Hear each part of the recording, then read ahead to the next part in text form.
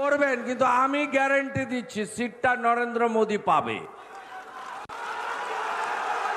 ওই ঢপবাজি I love you ওসব হবে না। 10 বছর হয়ে গেছে ভাই, অনেক দিন হয়ে গেছে,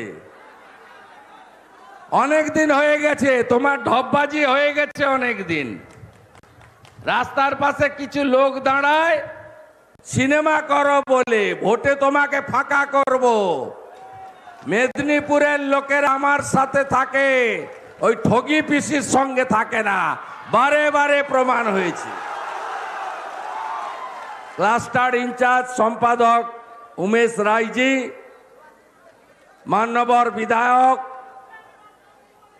আমাদের দলিত নেতা শীতল কাপাট, জেলার ইনচার্জ বিজন মিত্র, জেলার কো ইনচার্জ সাহেব দাস, প্রাক্তন জেলা সভানেত্রী আমাদের অন্যতম নেত্রী শ্রীমতী অন্তরা ভট্টাচার্য, শ্রী রতন দত্ত প্রাক্তন জেলা সভাপতি, রাজ্য কমিটির সদস্য সিন্টু সেনাপতি, দুলাল মাইতি লোকসভার কনভেনার, এছাড়াও জেলা কমিটির তন্ময় ঘোষ, অমূল্য মাইতি, অজয় প্রধান, সৌমেন মিশ্র, অখিল ঘোড়াই, তনুশ্রী সাঁতরা, গৌতম ব্যানার্জি, গোবিন্দ দাস এবং মণ্ডল সভাপতি যারা দিন রাত কাজ করেন অত্যাচারীদের বিরুদ্ধে, বিজয় সেন, নিতাই ভূঁইয়া, চন্দন চক্রবর্তী, জগন্নাথ সিং, স্বপন মাইতি সহ সম্মানিত মঞ্চ।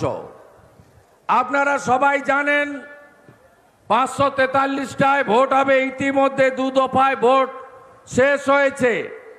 আপনারা কি খবর রেখেছেন? বিজেপি খাতা খুলে দিয়েছে, পেয়েছেন খবর? কোথায় জিতেছে বলুন তো? গুজরাটের সুরাট থেকে বিজেপি প্রার্থী বিনা প্রতিদ্বন্দ্বিতায় জিতে গেছে। মধ্যপ্রদেশের ইন্দোর থেকে বিজেপি প্রার্থী বিনা প্রতিদ্বন্দ্বিতায় জিতে গেছে। তাই তো সবাই বলছে এইবার ফের একবার, আবার একবার মোদিজির নেতৃত্বে বিকশিত ভারতের লক্ষ্যে আমরা সবাই কাজ করছি। বিপুল জয় আমাদের হবে, কারণ দেশের নির্বাচন, কোন দেশের লোক তার দেশকে অরক্ষিত থাকুক চায় না, দেশ বিপদে পড়ুক চায় না। তাই নরেন্দ্র মোদীজিকে তৃতীয়বারের জন্য প্রধানমন্ত্রী করতে ঘাটাল লোকসভা কেন্দ্রে হিরণময় চট্টোপাধ্যায় হিরণকে পদ্ম ফুলে ভোট দিতে হবে আপনাদের। আপনারা জানেন যে এই তৃণমূল তোলামূল তারা চুরি ছাড়া আর কোনো কাজ পশ্চিমবঙ্গে করতে পারে